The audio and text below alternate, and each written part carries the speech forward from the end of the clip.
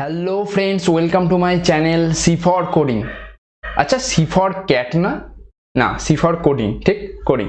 So দেরি না করে চলো আজকের টপিকে চলে যাই। আজ স্ক্যানে প্রিন্টএফ ফাংশন দেখবো, এদের কাজগুলো জানবো। লাইফ টাইম এই দুটো ফাংশন কাজে লাগবে, স্ক্যান নিয়ে কোনো ইনপুট নেওয়ার জন্য এবং প্রিন্ট আউট প্রিন্ট শো করার জন্য, রাইট? তো চলো দেরি না করে দেখে নাও। First, printf function. C language provides a function called printf function, which is used to print some messages and values on the screen. যেটা বললাম, স্ক্রিনে কোনো মেসেজ বা কোনো ভ্যালু প্রিন্ট করার জন্য printf ফাংশন ইউজ করবো, আদারওয়াইজ প্রিন্ট করা যাবে না। It's definition is found in studio.h header file. দেখবে আমাদের কোডিংয়ের যে স্ট্রাকচার, তার ফার্স্টেই থাকে হ্যাশ ইনক্লুড studio.h। এই studio.h হচ্ছে একটা হিডার ফাইল, ঠিক? এর মধ্যে ডেফিনেশন লেখা আছে প্রিন্টএফ এবং স্ক্যানএফ ফাংশনের। এইটা যদি না দাও তাহলে কোনো ইনপুট নেবেও না, কোনো আউটপুট শো করবে না, ঠিক? আর ডেফিনেশন লেখা আছে বলতে ওর যে ফাংশনটা, ওর যে কাজটা, সেটাই স্টেপ ওয়াইজ লেখা আছে সি ল্যাঙ্গুয়েজে, যেটা আমরা ইউজ করলে অটোমেটিক হয়ে যায়, আমাদের আর ডিটেলস এক্সপ্লেন করতে হয় না বা বারবার তার কাজটা লিখতে হয় না, ঠিক? Various forms of using printf functions আর printf hello world, printf how are you, right? Example, এবার দেখো প্রিন্টএফ লেখার পর ফার্স্ট ব্র্যাকেটে ডবল কোটেশনের মধ্যে যেটা লিখবো সেটা অ্যাজ ইট ইজ প্রিন্ট হবে, ঠিক? যা লিখবো সেটাই প্রিন্ট হবে, তার মধ্যে কিছু বাদ হবে, যেমন কনভার্সন স্পেসিফিকেশন লেখা হবে সেটা বাদ দিয়ে, ঠিক? সেটা ভ্যালুটা সেখানে আনার জন্য ইউজ করা হবে, একটু পরেই সেটা ক্লিয়ার হয়ে যাবে। তাহলে জানো কনভার্সন স্পেসিফিকেশনস কি? The function printf and scanf uses conversion specification to specify the type and the size of data. তো এটা এমন একটা জিনিস যেটা হচ্ছে পার্সেন্টেজ অর্থাৎ মডিউলার সাইন দিয়ে লেখা হচ্ছে প্রিন্টএফ, বা এই যে আমাদের specified type and data of A data, মানে কোনো ডেটাটা কি টাইপের, তার টাইপটা এবং তার সাইজটা থাকে কত এমবি, কত কেবি বা এরকম সাইজটা, সেটার জন্য এই কনভার্সন স্পেসিফিকেশন ইউজ করা হয়। সেটা ওই প্রিন্টএফ যখন প্রিন্ট করবে তখনও কোনো ভ্যালু থাকবে সেটাকে আউটপুট করানোর জন্য, প্রিন্টএফ নেওয়ার জন্য এবং আউটপুট দেওয়ার জন্য।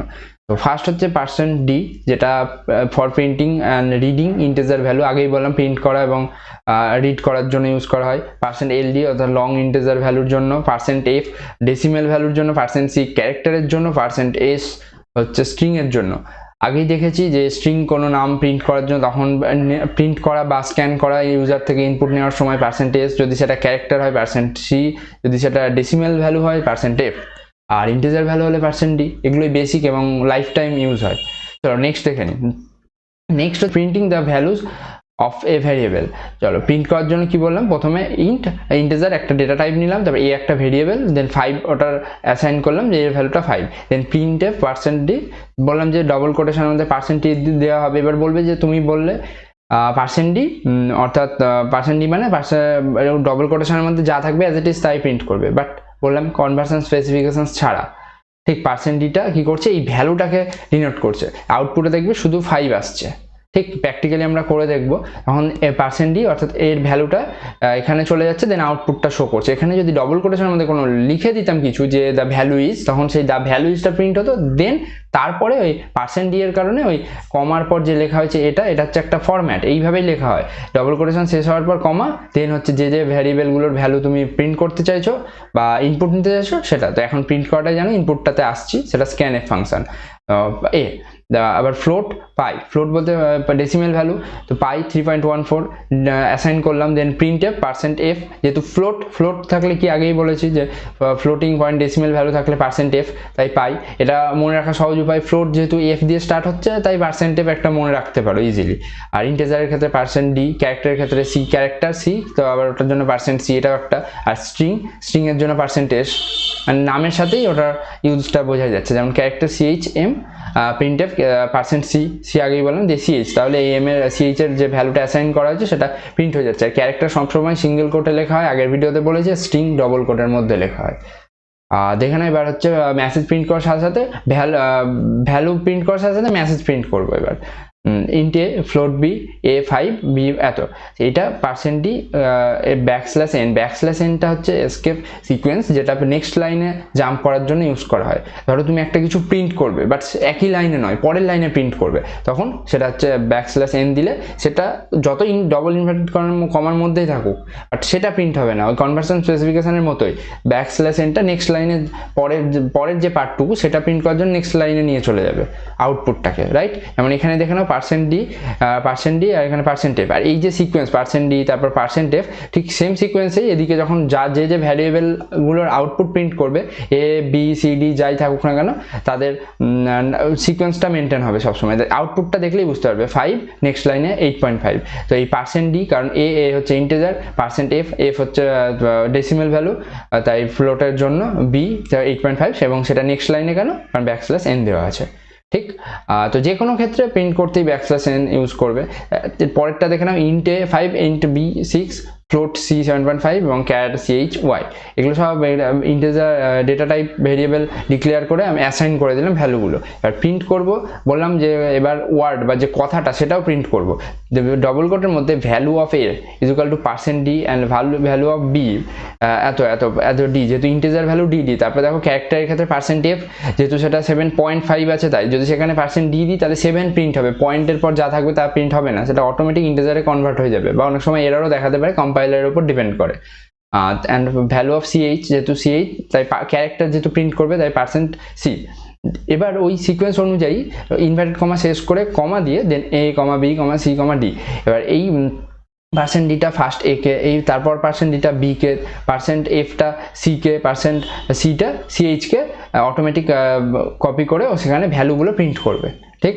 আউটপুটটা দেখলেই বুঝতে পারবে পরপর চলে যাচ্ছে, যেহেতু কোথাও ব্যাকস্ল্যাশ এন লাগানো হয়নি তাই এক লাইনেই প্রিন্ট হচ্ছে ভ্যালু অফ এ এত, বি এত, সি এত পুরো। এবং বলেছি যে ডবল কোটের মধ্যে যা যা থাকবে অ্যাজ ইট ইজ প্রিন্ট করবে, শুধু পার্সেন্ট ডি পার্সেন্ট এফ ওগুলোর জায়গায় ভ্যালুটা চলে আসবে। দেখো তাই হয়েছে, পার্সেন্ট ডি যেখানে ছিল সেখানে 5 চলে এসছে, এখানে পার্সেন্ট ডি 6 এসেছে, একদম দেখলেই বুঝতে পারবে আউটটা।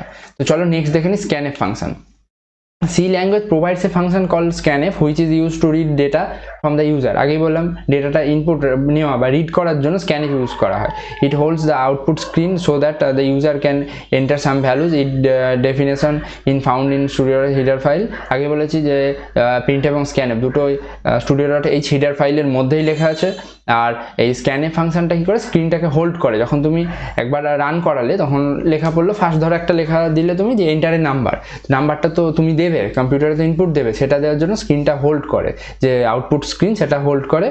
আর ভিজুয়াল স্টুডিও কোড ভিএস কোডে হলে নিচে সেটা স্ক্রিনটা থেকে যাচ্ছে, কারণ সেখানে স্ক্যানে ইনপুট চাইছে, দেন আবার যখন এন্টার করবে তখন আউটপুটটা দেখতে পারবে, যে অপারেশন দিয়েছো তার রেজাল্টটা দেখতে পাবে, একদম। তো এখানে কয়েকটা এক্সাম্পল দেখে নাও। scanf পার্সেন্ট ডি এম্পারসেন্ট এ, পুরো সেম, যেমন প্রিন্ট করবে স্ক্যানের ক্ষেত্রেও সেম প্রসেস, শুধু একটা জায়গায় ডিফারেন্স কোথায়, যেখানে ভ্যালুটা প্রিন্ট করার জন্য অনলি ভেরিয়েবলটা লিখছিলে, কমা দেওয়ার পর এ বি সি ডি যাই হোক, যেখানে শুধু রিড করার সময় এম্পারসেন্ট ইউজ হবে, একদম সেম। আর প্রিন্ট করার সময় এম্পারসেন্টটা উঠিয়ে দিয়ে অ্যাজ ইট ইজ প্রিন্ট করে দাও, সেম। যদি একই প্রিন্ট করতে চাও, এবার তুমি ধরো কথা দিলে কিছু, the value is, the result is, the some is something কিছু, তখন সেটা আলাদা। এক্সাম্পল দেখছি, ক্লিয়ার হয়ে যাবে, এখনই ক্লিয়ার হয়ে যাবে ব্যাপারটা।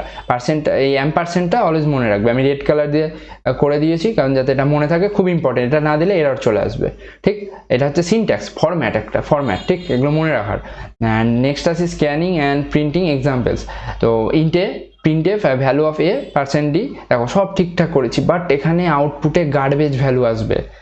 অ্যাজ ইট ইজ প্রিন্ট হলো value of A is equal two এতটা, দেন পার্সেন্ট ডি এর জন্য কি এর ভ্যালুটা প্রিন্ট হওয়ার কথা, একদম বুঝতে পারছো তো, এর ভ্যালুটা প্রিন্ট হওয়ার কথা, কিন্তু হবে না। কারণটা কি? কারণ হচ্ছে এর কোনো ভ্যালু অ্যাসাইন করিনি, তো না ইউজার থেকে ইনপুট নিয়েছি, না আমি কোনো দিইনি, তাই সেখানে একটা গার্বেজ ভ্যালু চলে আসে। অ্যাকচুয়ালি এটা এরর, মানে এখানে কোনো রিয়েল কোনো কাজ হবে না, রং প্রসেস, রাইট? এবার দেখো সেম জিনিস ইন্ট এ করার পর প্রিন্ট এফ করলাম, জাস্ট আমি একটা লাইন বললাম যে প্রিন্ট করতে চাই যে এন্টারে ভ্যালু, মানে একজন কম্পিউটার নিয়ে বসেছে, ওকে শো করছে তুমি একটা ভ্যালু দাও, এন্টারে ভ্যালুটা প্রিন্ট করলাম, সেটা প্রিন্টএফ ফাংশন দিয়ে ডবল কোটের মধ্যে যা লিখেছি দেখো আউটপুটে ফার্স্ট লাইন ঠিক সেটা এসেছে। দেন স্ক্রিনটা হোল্ড হবে স্ক্যানএফ এর জন্য, কারণ স্ক্যান করবে কত ওই এ ভ্যারিয়েবলটাতে একটা নাম্বার বা একটা ডেটা যেটা ইউজার দেবে সেটা হচ্ছে রিড করবে। এবার স্ক্যানএফ এ রিড করে আগেই বললাম। দেন প্রিন্টএফের পর একটা স্ক্যানএফ, যে 5টা দেওয়া হলো, 5টা ইউজার দিলাম, 5 দিলাম। এবার কি করছি আমি সেই জিনিসটাই প্রিন্ট করতে চাইছি, যে ইউজার যা প্রিন্ট দিয়েছে সেটা আমি একটু শো করাবো স্ক্রিনে, যে তুমি এই নাম্বারটা দিলে।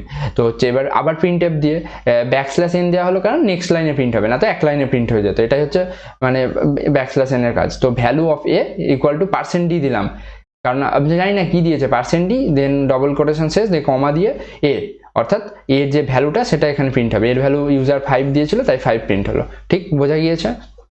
চলো নেক্সট দেখে নিই। নেক্সট হচ্ছে আবার ইন্ট এ বি, দুটো ভেরিয়েবল ডিক্লেয়ার করা হলো। Then printf enter 2 numbers, এবার আবার প্রিন্ট করলাম। এবার কি দুটো নাম্বার যেহেতু দুটো স্ক্যান করার জন্য কি তাহলে ডবল %d ইউজ হবে। ঠিক যতবার স্ক্যান করবে সিকোয়েন্স অনুযায়ী ততটা %d বা সিএইচ যা নেবা তাই ইউজ করা যাবে।